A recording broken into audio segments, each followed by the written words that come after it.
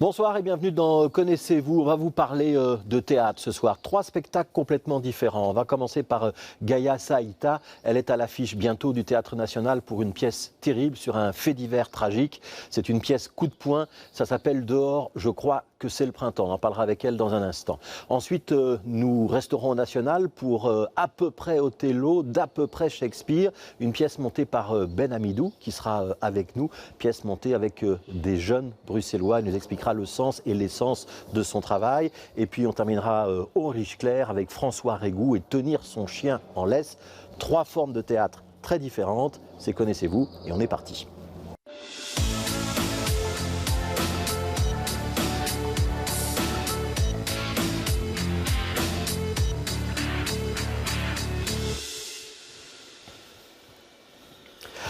Bonjour Gaïa Saïta. Bonjour. Comment doit-on vous présenter? Je ne sais pas, comme quelqu'un qui fait du théâtre, quelqu'une. Ouais. Comédienne, metteuse en scène? Aussi, oui. Ouais. On va parler d'une pièce dans un instant. Qu'est-ce que vous avez fait avant cette pièce? Ça fait combien de temps que vous faites du théâtre? Ça fait toute ma vie en fait, depuis que j'ai 15 ans. Ouais. Et vous avez joué toutes sortes de théâtres? Toutes sortes, tout ce que j'ai aimé faire. J'étais très libre, donc ma carrière a été lente parce que quand tu es très libre, que tu as envie de faire ce que tu... Ce que tu as envie de faire? Ce que tu cherches vraiment, c'est dur parfois. Donc, mais je suis très contente aujourd'hui de mes choix. Ouais. Qu'est-ce qui est dur? Ça a été dur le fait de me dire que je voulais écrire mes propres choses, que en Italie c'était dur parce que une femme pour le théâtre doit, je sais pas, est vue, c'est un marché qui était violent pour moi. Donc à un moment donné je m'en suis sortie assez vite. Ouais. Et après ça change aussi, hein. Là c'est très différent depuis que je suis partie de l'Italie. Ouais. Mais voilà. Ouais. Donc vous tournez en France, en Belgique notamment. Ouais. Le fait d'écrire, vous dites ça a été dur, le fait d'écrire vos propres textes, de mettre en scène, ça permet d'être plus libre et finalement c'est moins dur? Non, non, pas forcément. Pas forcément. Le fait d'essayer de rester vulnérable, c'est dur. Parce qu'on apprend un métier et finalement, après, tu apprends comment faire. Et il faut rester... On apprend à tricher, en fait. Et là, c'est là qui commence le piège et il faut s'enlever. Parce que, voilà, il faut apprendre à faire du théâtre pour ne pas en faire. Voilà ce que j'ai envie de dire. On triche au théâtre?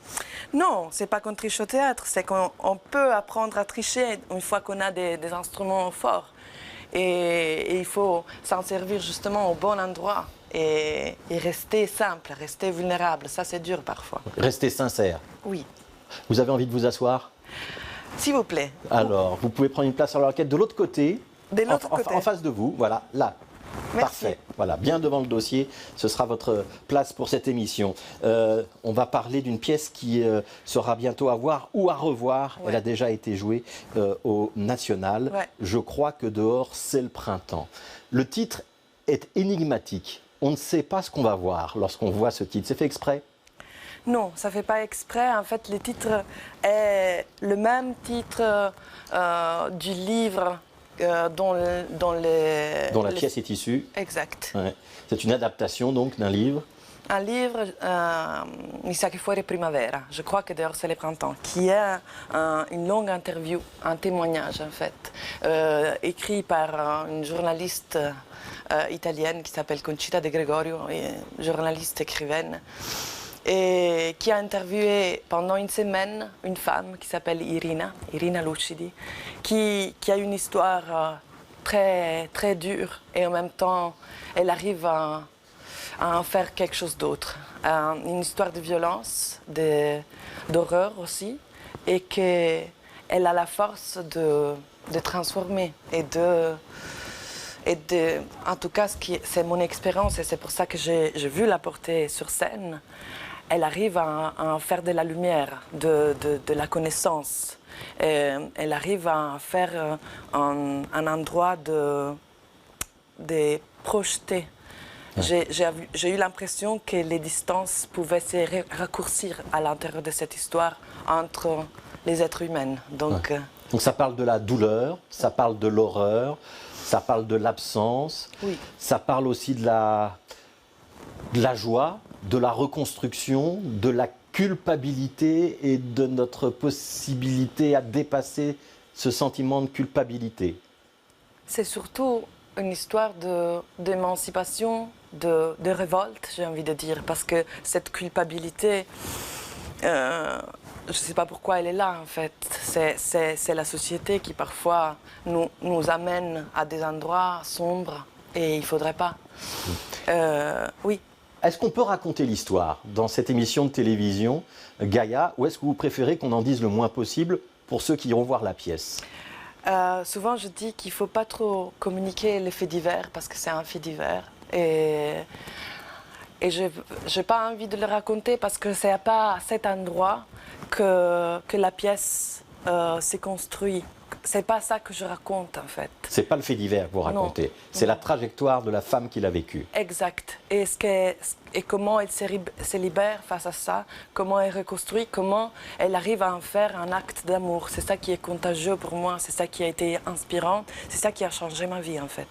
Ça a changé votre vie, cette pièce? Oui, absolument. Pourquoi? Parce que, évidemment, pour raconter l'histoire de quelqu'un, il faut aller à la rencontre de cette personne. Donc j'ai rencontré Irina, qui est une personne lumineuse, qui est une personne d'une intelligence et d'une vision incroyable. Elle m'a dit, tu sais, j'ai connu la limite de la douleur, et là, il y a plein de connaissances aussi, même si c'est dur à dire.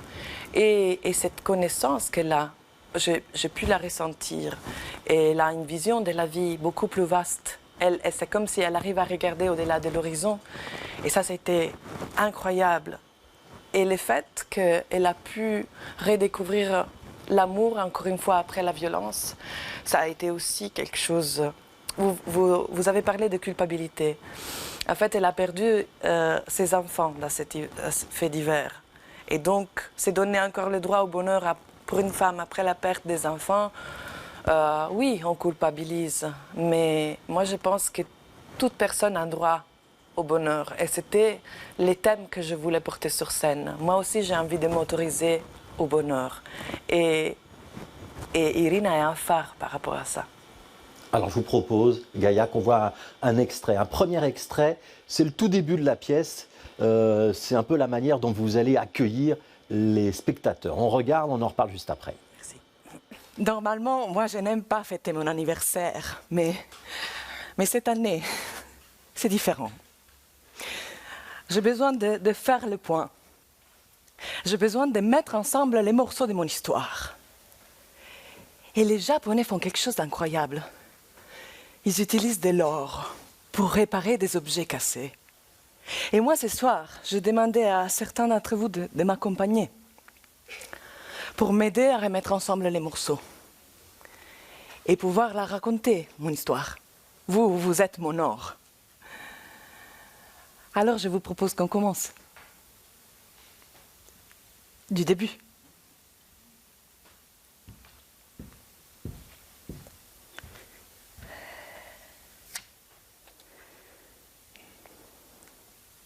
Pourquoi je me suis mariée avec Mathias?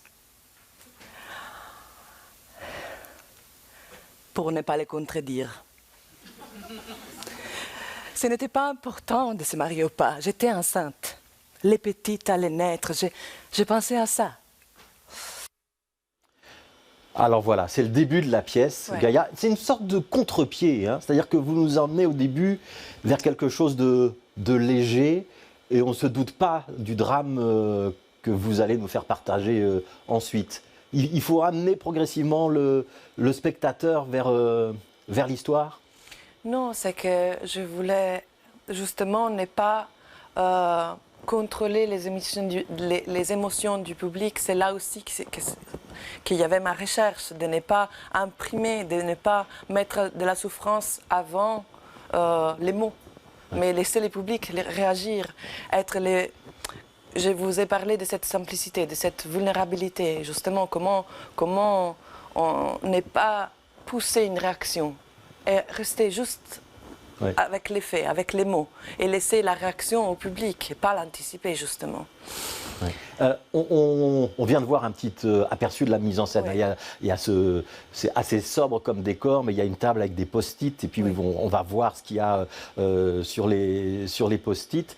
Et puis il y a aussi une forme d'interaction avec les spectateurs. C'est-à-dire que vous êtes seul sur scène, mais vous allez demander à quelques spectateurs de lire une réplique. C'est-à-dire que vous allez leur tendre un petit carton et il y a la réplique qu'ils doivent lire qui est sur le petit carton. Pourquoi est-ce que vous avez voulu travailler comme ça?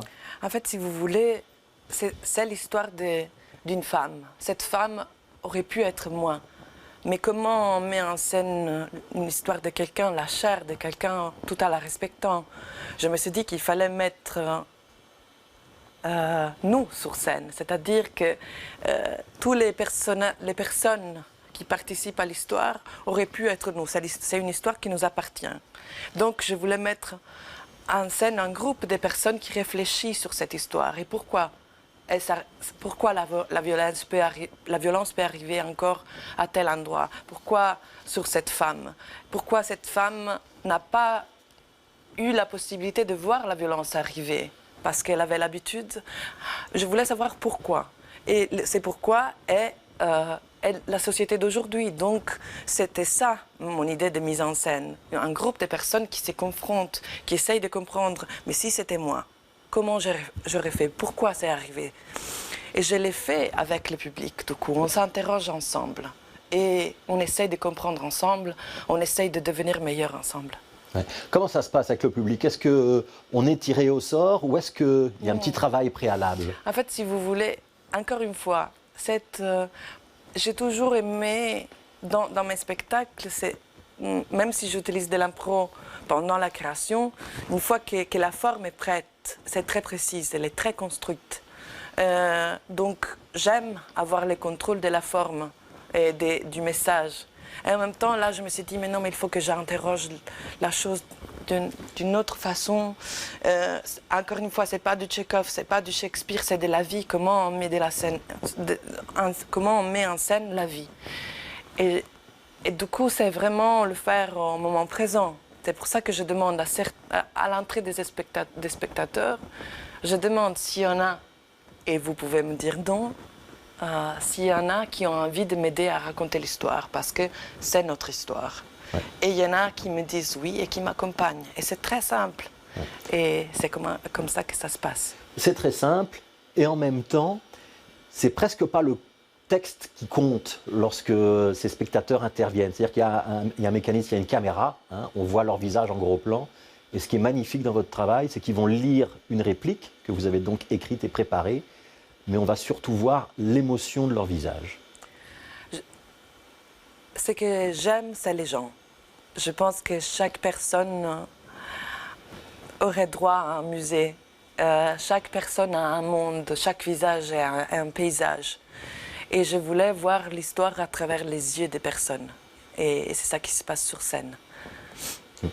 Ce qui est très impressionnant aussi dans votre travail, Gaïa, c'est la notion de culpabilité, la notion de bien ou de mal et la notion qu'on pourrait peut-être tous se trouver à n'importe quelle place dans cette pièce. On pourrait être à la fois la victime, à la fois le bourreau, à la fois celui qui n'a pas bien fait son travail et qui porte une part de responsabilité. Ça, c'est la vie aussi. Oui, oui, tout à fait. Et c'est pour ça que chaque soir, les visages changent et chaque soir, on essaye de revivre l'histoire pour mieux la comprendre et pour essayer que ça ne se passe plus comme ça. Ouais. Alors c'est un fait divers, il y a donc une dimension judiciaire. Hein. Je vous propose qu'on voit un deuxième extrait et on en reparle aussi. Dans les 5 jours entre sa disparition et sa mort, personne de la famille de Mathias est venu à Saint-Simon pour participer aux recherches. Nous n'avons aucune information sur leurs activités au cours de ces journées ni des suivantes. Ce serait important de l'avoir, je crois. L'alerte enlèvement. La police suisse n'a jamais avisé d'une alerte enlèvement ses collègues italiens et français. La voiture a pu parcourir des milliers de kilomètres sans connaître une raison pour la stopper dans son trajet. La voiture était à mon nom. Peut-être juste une déclaration de vol aurait pu déclencher un contrôle. Et puis les sacs de voile. Comme je l'ai déclaré à vos agents, 2 sacs de voiles ont disparu de l'armoire de la maison. Mathias était un bon skipper. Il avait un bateau amarré sur le lac. Il gardait ses affaires dans ses sacs. J'ai retrouvé les affaires dans l'armoire, mais pas les sacs. Avez-vous une idée de la forme et des dimensions d'un sac de voile? Un grand cône de tissu de plus d'1 mètre de long qu'on ferme avec une corde sur un côté. Voilà. 2. Il les a vidés et il les a importés. Je ne contresignerai donc pas la demande de classement. Je reviens vers vous aujourd'hui au contraire pour vous demander à approfondir l'enquête. Alors Gaïa Saïta, là on parle évidemment de l'enquête judiciaire, de l'enquête policière qui a eu un certain nombre de ratés, c'est un euphémisme dans cette affaire. Je voudrais qu'on s'arrête un instant sur Irina Lucidi, qui est donc une personne réelle, c'est un fait divers réel dont vous parlez. Vous l'avez rencontré. Oui. Comment est-ce qu'on fait pour supporter la charge émotionnelle qu'il y a dans cette affaire, dans la rencontre que vous avez pu avoir avec elle et dans votre décision de jouer cette pièce? Elle a dit oui pour la pièce. Oui. C'était important pour vous? Ça a changé ma vie, c'est pas que ça a été important pour moi. Moi, c'était fondamental de demander la permission à Irina de pouvoir raconter son histoire. Et à ce moment, j'en avais pas d'enfant, donc je lui ai dit, je n'ai pas d'enfant, je ne sais pas de quoi je parle en fait. Est-ce que j'ai le droit de raconter ton histoire? Et elle m'a dit, pas besoin d'enfant pour être mère. Je voulais juste te regarder dans les yeux. Si tu racontes mon histoire, je me sens moins seule. Et là, ça a commencé notre amitié. Et je défends cette histoire comme ma propre chair. Elle est mon amie d'abord. C'est pas un fait divers. Quand on monte une pièce comme ça, Gaïa, est-ce que ça a encore du sens de dire je vais monter d'autres pièces après, je vais raconter d'autres histoires après? Ah, vous avez pris les points. C'était hyper compliqué d'imaginer qu'est-ce que je fais maintenant. Et en même temps, il y a le théâtre. Et en même temps, même dans cette mise en scène, il y a la fiction. Et c'est grâce à cette fiction qu'on peut raconter parfois des histoires très dures. Et souvent, je me dis, combien de fiction j'ai besoin pour raconter la vérité? Et c'est là que le théâtre commence et qui soulève et qui donne des autres possibilités de vision. Ouais. Vous avez déjà une idée de la pièce d'après, de ce sur quoi vous allez travailler maintenant ou dans le futur? Oui, la prochaine pièce, ça va être une adaptation d'un livre d'Elena Ferrante qui s'appelle Le jour de mon abandon. Donc l'histoire, c'est une fiction, mais on va raconter une profonde vérité parce que voilà, l'écriture de Ferrante nous amène dans quelque chose de très profond, de très compliqué encore une fois, mais jouissant en même temps et très vrai. Ça s'appelle « Je crois que dehors c'est le printemps ». C'est de Gaïa Saïta et Giorgio Barbiero Corsetti. Oui. C'est à voir au National. C'est un spectacle coup de poing. On en ressort bouleversé. C'est très compliqué, surtout pour ceux qui sont parents, d'entendre et de vivre tout ce qu'on va vivre. Mais c'est un spectacle magnifique, formidable. C'est un spectacle qui invite aussi à se projeter vers le futur et de se dire qu'on a tous le droit au bonheur. C'est avec Gaïa Saïta. Ce sera au National du 9 au 12 mai. Il faut absolument le voir, on insiste, c'est un spectacle qui est vraiment remarquable. On va parler d'autre chose, on va se détendre un petit peu, Gaïa Saïta, vous êtes d'accord? S'il vous plaît. Ouais. On va... allez, vous avez cité le nom de 2 grands auteurs de théâtre tout à l'heure. Il y avait un des 2, il s'appelait Shakespeare. Ouais. On va parler de Shakespeare, ce sera avec Ben Hamidou. Bonjour. Bonjour. Ciao, Ben. Ça va? Et toi? Tu vas bien? Ouais. Alors, est-ce que vous pouvez vous asseoir plutôt en face de Gaïa, Ben? En face. Juste en face, voilà. Bien devant le dossier, comme ça ce sera parfait. Est-ce que vous vous connaissez l'un et l'autre? Oui. On s'est rencontrés ouais. Dans le cadre d'un projet qui s'appelle la classe préparatoire, je crois. Voilà. Ouais. Donc vous avez une petite connaissance l'un de l'autre. Est-ce que vous pouvez quand même vous présenter, Ben, pour les téléspectateurs, si ce n'est pas pour Gaïa? Comédien, metteur en scène? Oui, plutôt, oui. comédien, raconteur d'histoires. Alors metteur en scène, je ne sais pas, je mets en branle, donc j'ai pas le... Voilà, c'est le but. Voilà, je ne sais pas si je suis vraiment metteur en scène, mais en tout cas j'aime bien raconter des histoires et mettre en scène des histoires. Voilà. Et alors il y a deux facettes dans votre travail. Il y a votre facette en tant que comédien, acteur, et notamment vous avez une compagnie avec laquelle vous tournez. Et puis il y a un autre aspect dont on va parler maintenant, c'est plutôt l'aspect de formateur. Depuis combien de temps est-ce que vous animez des ateliers théâtre et pourquoi est-ce que vous faites ça?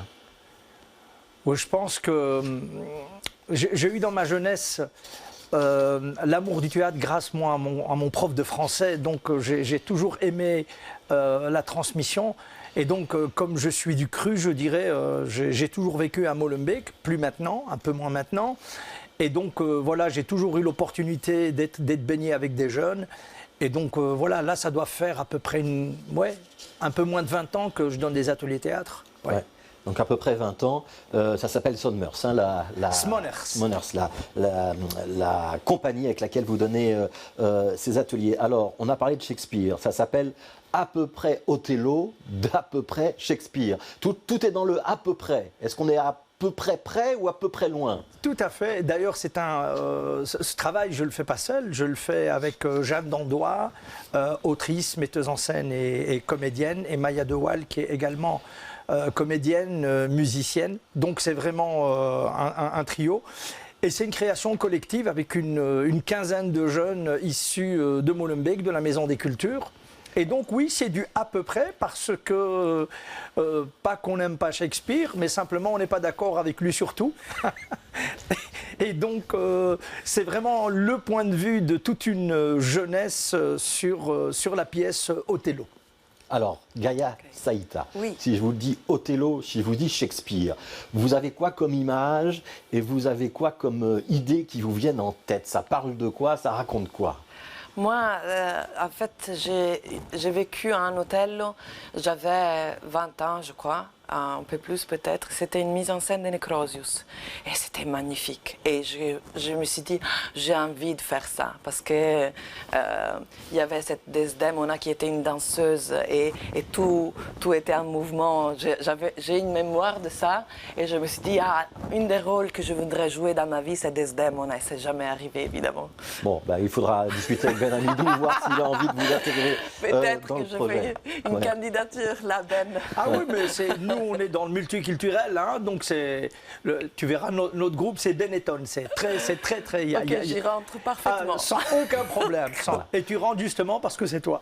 Voilà. Alors, il faut expliquer, hein, à Gaïa, c'est une troupe avec des jeunes de Bruxelles, notamment de Molenbeek. Ouais. C'est pas les quartiers où on va le plus facilement entrer au conservatoire. J'ai le droit de dire ça, Ben? Tout à fait, tout à fait. Et c'est aussi ça l'intérêt du travail. C'est l'intérêt du travail parce que d'une part, il n'y a pas toujours l'information qui est diffusée. Ouais. D'autre part, il y a cette appréhension où on sait bien que le théâtre qui est un peu sur sa tour d'ivoire est un peu difficile de faire venir de jeunes spectateurs. C'est un peu la difficulté de beaucoup de théâtres, même si je trouve qu'il y a vraiment un grand progrès qui a été fait dans pas mal de théâtres, et notamment au Théâtre National qui accueille ce magnifique spectacle. Donc ici... on a fait un travail localement à la Maison des Cultures et de Cohésion Sociale, donc c'est beaucoup plus facile pour franchir la porte. Il ne faut aucune aptitude, il ne faut pas avoir fait d'école, il faut juste avoir envie et donner du plaisir. Voilà, c'est la base. Tout le reste s'apprend. Ouais, c'est du plaisir, mais c'est aussi du travail. Beaucoup de travail. Hein, ouais, deux ans sur ce projet. Oui, entre 1 an et demi et 2 ans, entre effectivement la thématique. Ouais. Voilà, il se fait que dans le groupe, j'avais des jeunes issus d'Afrique noire. Et à un moment donné, lorsque on a commencé à chercher sur quelle thématique on voulait travailler, donc la demande, c'était plutôt, on voudrait faire une pièce classique, hein, pour prouver qu'on peut dominer le langage, la langue française, parce que le langage est important, et à la fois, on voudrait avoir une respiration. Ouais. On voudrait faire rire. Ouais, on voit les images en même temps que vous parlez. Commentez-les. Vous êtes en costume? Bien sûr, oui. J'allais dire bien sûr, oui. On ne pouvait pas... sinon, on voulait faire honneur à Shakespeare quand même. Hein. Ouais. Ouais. Et donc il fallait être en costume. En tout cas, pour une partie, il fallait être en costume, que nous a prêté le Théâtre National d'ailleurs. Ouais, donc la pièce a été montée à Molenbeek, et elle va donc être rejouée dans un mini-festival au Théâtre National, ça s'appelle À la scène comme à la ville, et ce sera le 29 avril ou le 28 avril. Le 29 avril. Ouais, le 29 avril, oui. En ce qui vous concerne. 20h15. Ouais. Gaïa Saïta, ce qu'on vient de dire déjà, qu'est-ce que ça vous inspire comme commentaire? Est-ce que vous avez, vous, déjà travaillé avec des jeunes? Alors oui, comme Ben disait, on a participé ensemble à ce magnifique projet qui s'appelle Classe Prépa, qui est porté par le Théâtre de Namur et qui accompagne des jeunes qui n'ont pas un accès facile à l'art, justement, pendant un an pour qu'ils puissent essayer de rentrer au Conservatoire de Bruxelles. C'est une magnifique initiative et j'ai envie vraiment de la saluer, c'est incroyable. Et c'est dont je vois les images, j'entends Ben et ça me donne beaucoup d'air par rapport à Shakespeare, mais par rapport au théâtre aussi. Parce que, par exemple, une pièce comme ça, on a la tendance à l'imaginer formaté avec des rôles très carrés par rapport à comment il faut faire, comment il faut être physiquement, si j'ai envie de dire. Du théâtre classique de chez classique. Exact. Alors que là, on voit des visages inattendus et qui correspondent à ce qui on est. C'est-à-dire, on est plein de diversité, plein de jeunesse, justement, et plein de couleurs, et ça donne vraiment envie, ça fait du bien. Je trouve, moi, que c'est un bel hommage au théâtre et à Shakespeare et au théâtre classique, avec des jeunes de nos quartiers, à l'image même de notre ville, de notre pays, se réapproprier le théâtre. Donc finalement, c'est une belle transmission, puisque c'est raconter des histoires toujours, mais de manière différente. Oui. On va voir un extrait et on en reparle juste après. Avec plaisir. Pourquoi aurais-je peur? Je l'ignore puisque j'ignore ma faute. Cependant, je sens que j'ai peur. Pense à tes péchés. Ce sont les tendresses que j'ai pour vous. Oui. Et c'est pour cela que tu meurs. C'est une mort contre nature que celle qui tue pour crime d'amour. Hélas, pourquoi puis-je pincer votre lèvre inférieure? Quelques passions sanglantes agitent tout votre être. Ce sont de mauvais présages. Cependant, j'espère que ce n'est pas moi qui menace. Père, et soyez calme. J'obéis. Mais de quoi s'agit-il? Ce mouchoir que je m'étends et que je t'avais donné, tu l'as donné à personne. Non, sur ma vie et sur mon âme. Faites venir l'homme, interrogez-le. Chram, prends garde au parjure. Tu es sur ton lit de mort. Oui, et pas pour y mourir encore. Si, immédiatement. Donc confesse franchement ton crime, car tu aurais bon nécessairement tous les chefs. Tu n'écarterais pas, tu n'étoufferais pas la part de conviction dont j'ai gémi. Tu vas mourir. Alors que le Seigneur ait pitié de moi, pitié. Gaïa Saïta, Oui. première action. Il y a de l'intensité là, hein? C'est magnifique. Ouais. Ils sont complètement imprégnés. Ils sont complètement imprégnés et du personnage et de l'histoire, parce que il y a une réécriture, tout simplement. Ils se sont complètement appropriés et la thématique et l'histoire. Ouais. On précise, c'est une vidéo de travail. De travail, bien sûr. Oui. Et le théâtre, ça ne rend pas... la télévision, ça ne rend pas toujours service au théâtre. Il faut aller le voir sur scène pour vivre les émotions du théâtre. Et c'est vrai aussi pour le spectacle de Gaïa Saïta, évidemment. Là, on est quand même très proche d'Othello, Ben, du vrai Othello, du vrai Shakespeare, dans le petit extrait qu'on vient de voir. C'est pas comme ça tout le temps, hein? Non, c'est pas comme ça tout le temps, parce que... Shakespeare est une œuvre monumentale et puis Othello c'est très très particulier, donc on est rentré petit à petit, on emmène le spectateur, il y a vraiment une mise en abîme sans spolier le spectacle, on amène le spectateur petit à petit, voilà, on ouvre les portes de ce grand théâtre classique et petit à petit on entre dans le concret. Non, c'est pas tout le temps comme ça. Ouais, on va parler de psy, on va parler de choses qui sont tout à fait contemporaines. Effectivement, parce que lorsqu'on a commencé à travailler sur Othello, il y avait plein de thématiques sur lesquelles les jeunes n'étaient pas d'accord. La misogynie, puisque, bon, c'est un secret pour personne, Desdémone à la fin, elle est tuée. Ouais. Hein, voilà, Othello est jaloux, il l'étrangle, il la tue. Bah, on n'était pas d'accord, les jeunes n'étaient pas d'accord avec ça. On dit pourquoi est-ce qu'elle doit mourir?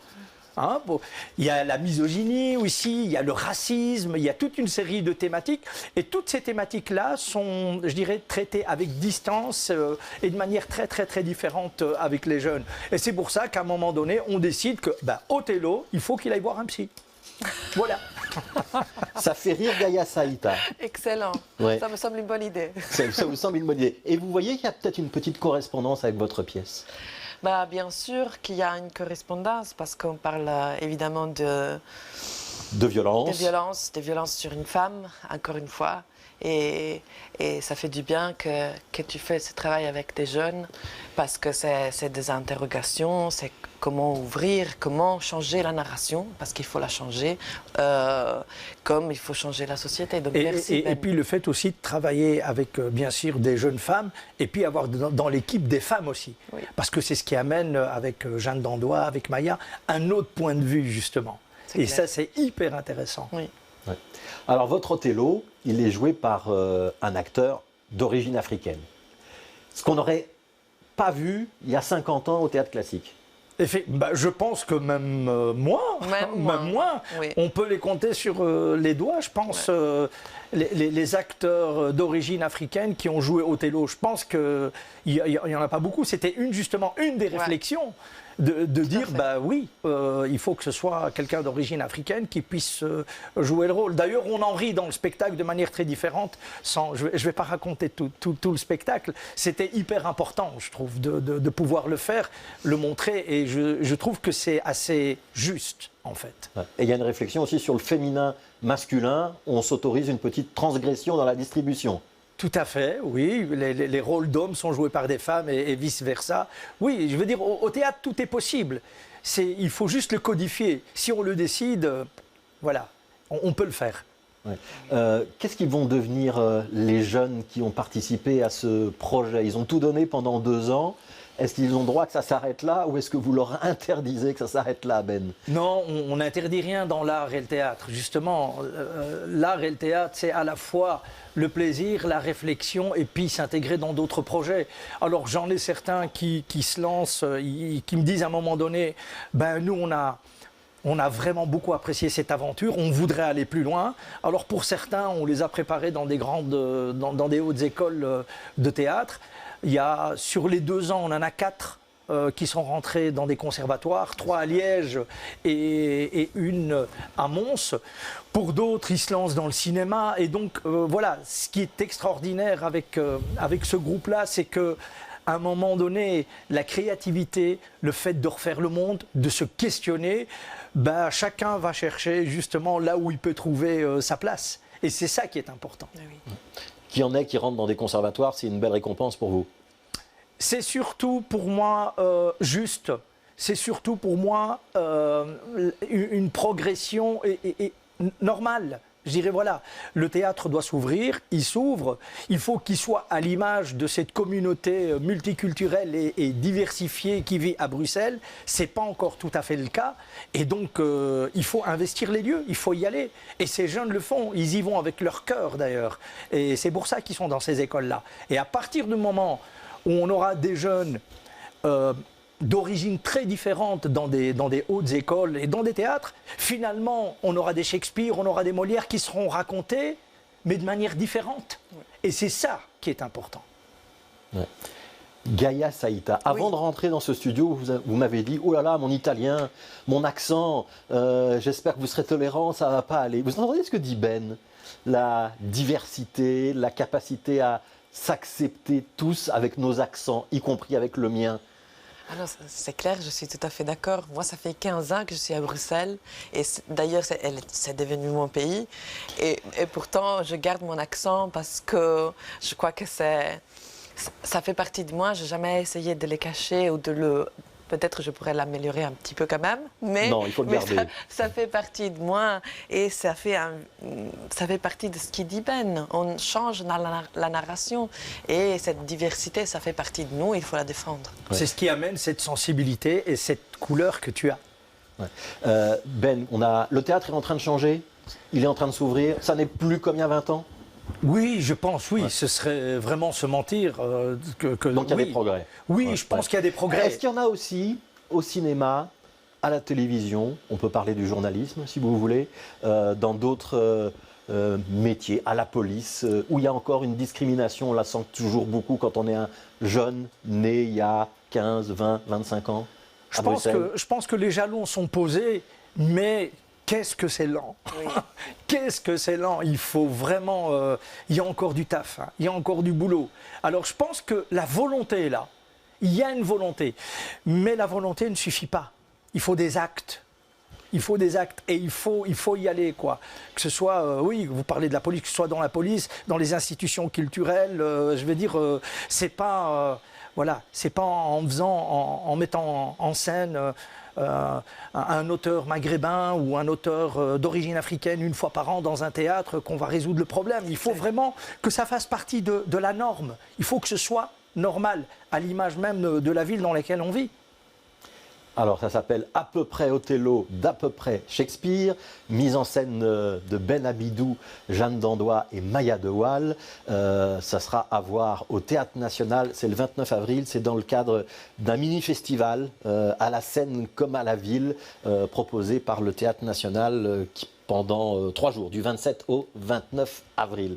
On va accueillir un troisième homme de théâtre, metteur en scène, comédien lui-même. On va de nouveau changer de registre, si vous le voulez bien. On est avec François Régou.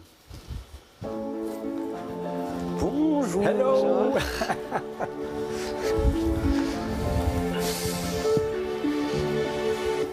François Régou, même exercice que pour Ben Amidou. Pouvez-vous vous présenter?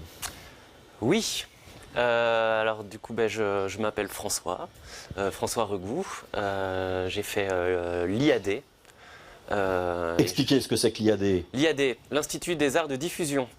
C'est une école de théâtre et de cinéma.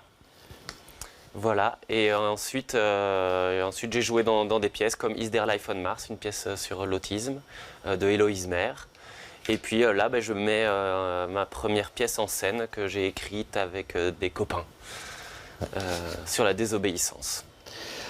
Voilà. Ça s'appelle Tenir son chien en laisse et c'est à voir au théâtre des Rivières. Pourquoi est-ce que vous décidez de travailler à un moment sur le thème de l'obéissance, donc de l'autorité, de la désobéissance en fait plutôt? Eh bien parce que j'ai remarqué que j'étais une clette. Que j'étais quelqu'un Alors de Clette, pas... il faut traduire peut-être pour Gaïa. Merci. Ouais. C'est un belgicisme. Ouais, c'est quelqu'un de pas très courageux. Une nouille. En fait, à la base, je voulais travailler sur la désobéissance et du coup, on est allé voir des gens très désobéissants, des gens qui vont dans les ZAD et tout ça. Donc les ZAD, c'est les zones d'occupation temporaire lorsqu'on proteste contre un projet. Zone à défendre, Ouais. ouais. Et des personnes activistes et tout ça. Et après, j'étais là, ouais, mais moi, je suis pas à ce niveau-là. En fait, et on a ramené avec mes compagnons de théâtre, on a ramené à nous et on s'est dit, mais comment est-ce qu'on peut apprendre à désobéir? Parce qu'on est beaucoup trop obéissant, quoi. Et ça va pas du tout. Et donc, on a essayé de faire l'expérience à notre échelle de la désobéissance. Ouais. Il y avait une forme de complexe? Non, plus de... on rigolait de nous, quoi. C'était plus, on aimerait bien être des grands activistes et en fait, on n'est que nous et on n'est pas des grands activistes. Ouais. Ben Amidou, Gaïa Saïta, la dernière fois que vous avez vraiment désobéi et que vous avez transgressé la règle, c'était quoi et c'était pourquoi?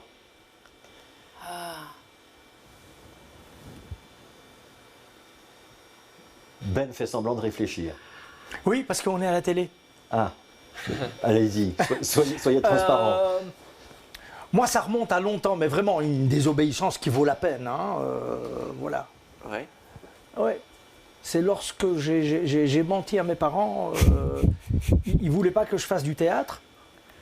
Et donc, je me suis inscrit en faculté de droit, en élève libre. Et j'ai commencé à faire des études de théâtre de manière parallèle, quoi. Et voilà, mes parents s'imaginaient que j'allais devenir avocat. Et donc, toutes les semaines, j'allais, on peut le citer, chez Maguet, voilà, dans les Marolles, louer une robe d'avocat et me promener avec dans le quartier pour leur dire que j'allais devenir avocat. Et que les gens voient et leur disent « Ah, j'ai vu Voilà, votre fils ». et que ton fils allait devenir avocat. Bon, j'ai bifurqué un peu, c'est plus ou moins la même chose, de manière différente, mais c'était un gros mensonge. C'était un solide mensonge. Ouais. Mais il est structurant, celui-là. Il est structurant. Bien joué. Oui, il est structurant. Mais sinon, moi, ça m'arrive tous les jours. Hein. Ouais, tous les jours de désobéir, de ne pas faire du mal à quelqu'un. C'est ce que j'appelle un mensonge utile. Voilà. Ouais. Mais voilà, c'est pas un truc qui va non plus... Ouais, mais quand même, mentir sur ses études à ses parents, c'est quand même pas mal. Ça, c'est pas mal, oui. C'est vraiment pas mal, oui. Et le coup de la robe d'avocat, ça pourrait presque entrer dans une pièce de théâtre, ça, pour un prochain spectacle. Gaïa Saïta, une grosse désobéissance. Encore une fois, est-ce que c'était assez? Parce que moi aussi, je me suis toujours sentie une nouille par rapport aux activistes. Et je me suis dit, comment faire? Comment je peux m'engager? Comment donner la voix à ce qui n'est pas entendu et c'est urgent d'entendre? Eh bien, pour la première fois, je crois que c'était un peu l'histoire de Ben. Donc moi, je viens d'une petite ville et je ne correspondais pas aux attentes de mes parents ni de la petite ville. Et à un moment donné, je suis partie et j'ai fait du théâtre. Et ça, c'était choquant pour tout le monde. Et c'est une transition. Après, quand voilà, j'ai eu quand j'ai communiqué à ma famille que après un mariage qui n'avait pas marché, j'avais trouvé l'amour de ma vie et c'est une femme. Et évidemment, pour mes parents qui viennent d'une petite ville, c'était aussi quelque chose de fort à comprendre. Alors que voilà, c'est moi. Est-ce que c'est de la désobéissance ou est-ce que être soi-même?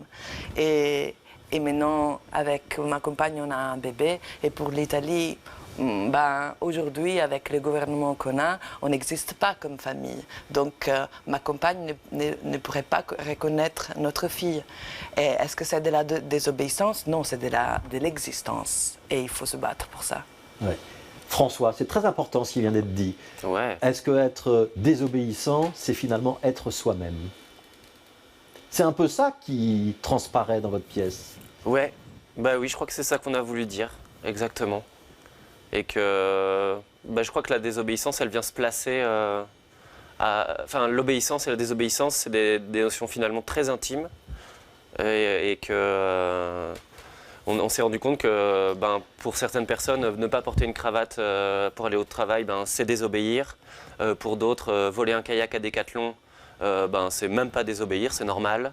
Donc voilà, la désobéissance, ça vient se placer à plein d'endroits.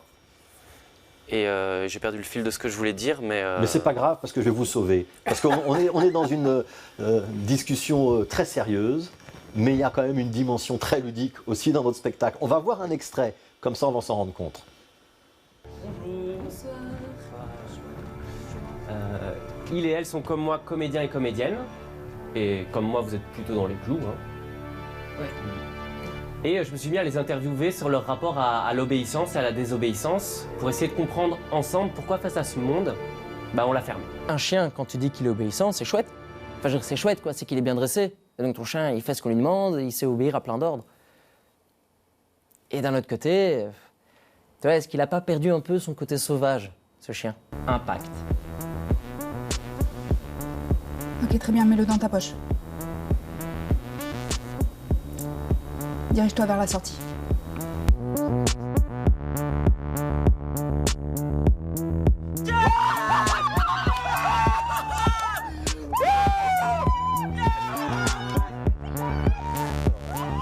Gaïa Saïta, qu'est-ce que vous venez de comprendre au petit teaser que vous venez de voir, qui est très elliptique, mais qu'est-ce que vous comprenez? Ah non, je comprends que déjà, je veux absolument aller voir le spectacle parce que ça me semble hyper intelligent, hyper drôle et c'est une jeunesse dont on a absolument besoin. Donc, il y a un point de vue qui libère plein de positions. C'est difficile comme thème. Merci. Ouais. Ouais. François, la scène de la fin avec cette barre de chocolat, c'est un vol dans un magasin. Hein. Le spectacle va se terminer avec ça. Oui, non, il ne se termine pas avec ça. Ouais. Non. Mais il est dans le spectacle, oui. Ouais, ouais. Oui, et, et ça, c'est le défi. En fait, les personnages, vos personnages, ils doivent se lancer un défi. Ils doivent désobéir. C'est ça le principe. C'est ça le principe. Ils doivent désobéir, mais c'est relié à eux. Par exemple, là, ce vol de Crunch, c'est parce que c'est une fille qui parle de sa première trahison qu'elle a vécue. Et en fait, elle a vu une pub de Crunch où, quand tu croques dans le chocolat, le décor de Hélène et les garçons s'effondre.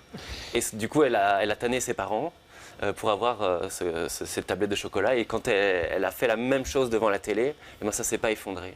Alors on s'est dit comment désobéir et comment se venger de cette première trahison. Et du coup, on allait voler du Crunch dans un supermarché. Est-ce que coller des affiches avec un grand pissenlit dessus, c'est désobéir, et est-ce que ça change le monde? Eh ben oui, ça change le monde, bien sûr. En fait, vraiment, réellement, on a besoin de se réapproprier ces connaissances ancestrales, ces connaissances qui sont tout autour de nous. En fait, on marche quotidiennement sur de la salade qu'on pourrait manger, et il y a à manger autre part que dans les supermarchés.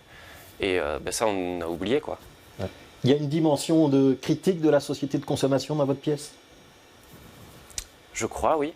Oui. Ben Amidou, je sais que vous l'avez vu, la pièce. Oui. Parlez-en alors. Déjà, effectivement, je pense qu'il y a une critique de la société, mais c'est tellement amené avec humour, délicatesse, poésie qu'on le ressent, mais de manière très philosophique, je trouve. Et puis, c'est un spectacle, je dirais, mais dans le bon sens du terme, dynamique, frais, avec une jeunesse extraordinaire et avec... c'est très décalé. Et donc, à la fois, on apprend des choses, on réfléchit, mais surtout, on rit beaucoup. Oui, et donc, voilà, pour moi, c'est bingo, vous avez réussi votre coup. Parce que moi, j'étais en plus dans une représentation scolaire, et donc, ça a touché des jeunes. Et puis, sans dévoiler, spoiler le spectacle, c'est très interactif. Oui. Donc, et ça, je trouve ça génial, quoi. Ouais. Je vous pose alors la même question, François, que celle que j'ai posée à Gaïa en début d'émission. Comment on gère l'interaction? Est-ce qu'on peut se retrouver avec un spectateur qui n'a pas envie de jouer le jeu? Est-ce que vous avez le sentiment que par moment vous forcez l'interaction, que ça peut être quelque chose de compliqué ou pas? Eh ben non, non. En fait, moi je demande, la première question en fait, du spectacle, c'est qui veut se battre avec moi maintenant? Et donc les personnes lèvent la main ou non. Et en fait, je le piège d'une certaine manière parce qu'en fait, on ne va pas se battre. Et je lui amène un texte de théâtre et un micro où on fait toute une scène ensemble, quoi. Voilà. Et ça, c'est aussi un procédé qui est utilisé par Gaïa je crois que dehors, c'est le printemps. Donc c'est un peu le même procédé, mais ça ne donne pas du tout le même résultat. Et on n'est pas du tout dans la même ambiance. Est-ce que vous acceptez, François, que je puisse dire dans votre pièce qu'elle est légère et avec même un côté un petit peu potache? Oui, j'accepte. Oui, complètement. Mais en fait, je crois que ce qu'on a voulu faire avec ce spectacle, c'est qu'on a voulu plus donner envie aux gens de désobéir. Et que ça passe par donner de l'énergie et de dire regardez, nous on est nuls et on fait des petits trucs nuls, mais vous aussi vous pouvez le faire et ça va être chouette et c'est rigolo en fait de désobéir. Ouais. Est-ce que les désobéissances que vous racontez dans la pièce, vous les avez pratiquées pendant la période de travail d'écriture de cette pièce? Oui. Donc tout ce que vous racontez, vous l'avez fait? Ouais, et y compris l'expérience du métro. Je ne vais pas raconter, mais ceux qui iront voir comprendront. On est allé péter dans le métro, moi je le dis. C'est la première chose qu'on a faite en fait. On s'est dit, mais en fait, les gens ils doivent se détendre, ils doivent se dilater. Oui, ils doivent se dilater. Oui, très bien. Et du coup, il y a l'expression qui s'appelle péter un coup, c'est se détendre, quoi. Et donc du coup, on s'est dit, on va aller faire cette expression dans le métro où les gens sont un peu tristes et coincés.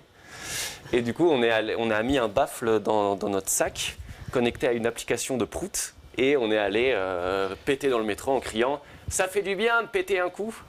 Et c'était le meilleur moment pas de ma vie, peut-être pas. Du processus de création. Ouais, c'était le meilleur moment. D'accord. On a tellement rigolé, c'était trop drôle. Ça s'est toujours bien passé? Oui. En fait, étrangement, les gens répondent bien ou alors ne répondent pas. Ou nous ignorent, quoi. Est-ce que ça veut dire que la désobéissance, dont on se fait tout un monde, c'est finalement pas si dur que ça? Eh ben, en fait, c'est pas si facile d'aller péter dans le métro. C'est quand même stressant, en fait, tout ça. Dès qu'on dépasse un peu le cadre habituel, c'est pas si facile, quoi. Et même si, là, quand je le dis, moi, ça a l'air facile, mais en fait, on a quand même stressé, en fait, pour y aller, quoi. Donc, ben nous, non, je crois que c'est pas évident de désobéir, mais il y a moyen de faire des petites choses de désobéissance, pour commencer, en tout cas. Et c'est très fun, en fait. Je voudrais vous entendre tous les trois sur votre processus de création et d'écriture, parce qu'on est dans 3 créations, c'est du théâtre contemporain. Vous avez fait tous les 3 référence à cette période d'écriture. Finalement, le plus important, c'est avant. Avant quoi? Avant l'écriture? Avant de monter sur scène? Ah oui. Ben, le processus est quelque chose d'important parce que c'est là que ça se produit. C'est là qu'on met des mots, voilà, que les mots naissent, qu'on les met sur une feuille et puis et on leur donne forme. Et puis c'est de là que naissent les personnages aussi. Et donc ce qui est très chouette dans chaque processus, c'est qu'on ne sait jamais ce que ça va devenir. Et en fait, on offre cette création, ce bébé, au moment où le public arrive. Et c'est là, et c'est une découverte à la fois pour nous et pour le public. Gaïa. Oui, absolument. Ce qu'il dit Ben, j'embrasse complètement. Et je me dis, mais non, ma question est comment faire en sorte que, après, la forme finale reste un processus. Comment la garder vivante, justement, et comment la nourrir pour que ça se termine à jamais, qu'on reste en recherche, que justement, on est vulnérable face à cet objet, on ne le contrôle pas, et que ça tremble. Parce que c'est là où justement, quand tu t'as dit, on stresse, ça fait peur. Rester dans un inconfort. Pas parce que on doit être mal à l'aise, au contraire, mais parce qu'on se questionne, parce qu'on se cherche, parce que j'essaye de continuer à te comprendre plutôt que de dire ce que j'ai à dire. Ouais. Quand le théâtre est figé, c'est qu'il est plus assez vivant. Je pense. Ouais. François. Est-ce que, je voudrais d'abord avoir un peu le dessous des cartes sur l'écriture. Est-ce que c'est vraiment un projet de François ou est-ce que c'est un projet à 4? Comment est-ce que vous l'avez écrit, cette pièce? Nous, ce qu'on a fait, c'est que je les ai interviewés dans un premier temps. Et vous rejouez cette interview sur scène, hein? Et on les rejoue. On rejoue le processus, en fait. Et donc, je les ai interviewés. Donc ils ont beaucoup donné, donc je ne peux pas vraiment dire que... Enfin, et après j'ai pioché dans ce qui m'intéressait et je me suis dit, ah mais lui, il est un peu brave comme un labrador, elle est un peu déçue de la société, alors j'en ai retiré des espèces de personnages, mais en fait qui viennent d'eux-mêmes, quoi. Ouais. On peut citer vos 3 camarades sur scène? Ah oui, elle s'appelle donc Lucille Vignol, Maya Dewal, qui travaille aussi avec Ben, et Jérôme Villain. Ouais. Vos parents, ils ont vu la pièce? Non. Non, bon. Est-ce qu'ils savent que vous étiez Star Flash? Super Flash. Super Flash, pardon. Non, ils ne le savent pas, mais ils vont bientôt le découvrir. Ouais, on va expliquer. On a vu une image tout à l'heure où vous étiez dans cette combinaison argentée. Moulante. Ouais. Super Flash, c'est celui qui n'a peur de rien et qui ose désobéir. C'est ça. Il y a un Super Flash en vous maintenant ou pas? Un peu plus en tout cas. Ouais. C'est une thérapie parfois le théâtre? Je ne sais pas si c'est une thérapie, mais en tout cas ça fait du bien de faire du théâtre. Ouais, on parle souvent de l'effet catharsis. Est-ce qu'il existe cet effet catharsis? Est-ce qu'il existe dans les pièces que vous jouez en ce moment ou c'est pas le propos? Gaïa. Moi j'ai eu le droit à ça physiquement, ça... C'est pour ça que je crois que ma vie a complètement changé. C'est-à-dire que j'ai raconté l'histoire d'une personne face à cette personne. Et à un moment donné, je dis à cette maman, qu'est-ce que ça veut dire embrasser ses enfants quand ils sont plus là? Et elle était face de moi. Et je crois que, je sais pas, peut-être c'est un peu basique ce que je dis, mais j'ai eu l'impression qu'on s'est sauvés l'une l'autre. Et ça, je peux jamais oublier. Ben, les jeunes qui sont sur scène, qui seront sur scène au National, il y a un effet cathartique dans leur travail ou pas? En partie, je pense, oui. En partie. Bon, ça se ressent. De toute façon, lorsqu'on commence un processus artistique, et qu'on fait un voyage dans sa tête, on n'est plus pareil. Entre le moment où on l'entame et la fin, on est complètement différent. Alors ça dépend de chacun, par rapport à la sensibilité de chacun, par rapport au vécu de chacun aussi. Je pense qu'il y a un effet qui est très différent chez chacun des comédiens et des comédiennes, oui. Alors, on va vous encourager à aller au théâtre. Ce sont 3 pièces très différentes, avec des univers très différents, mais on vous a montré qu'il y avait aussi plein de correspondances, soit dans le travail de préparation, soit dans la démarche de ces 3 créateurs. Je crois que dehors, c'est le printemps. Ce sera du 9 au 12 mai au Théâtre National, avec Gaïa Saïta sur scène. À peu près Othello, d'à peu près Shakespeare, avec une mise en scène d'à peu près Ben Amidou. Ce sera aussi au Théâtre National. Il n'y a qu'une seule représentation, il faut réserver, il ne faut pas la rater, c'est le 29 avril. Est-ce que vous tournerez après avec cette pièce, Ben? Inch'Allah. Inch'Allah, donc on verra bien. Et alors, tenir son chien en laisse, ça c'est au Théâtre des Riches-Clercs et c'est jusqu'au 28 avril. Et c'est avec François Régou. Merci à tous les 3. Qu'est-ce qu'on se dit pour terminer? Allons au théâtre. Et à bientôt. À bientôt, ouais. Oui. C'était Connaissez-vous. On espère que vous avez apprécié l'émission. On rappelle que toutes ces émissions sont disponibles sur Facebook et sur le site web de BX1. Et on se retrouve la semaine prochaine.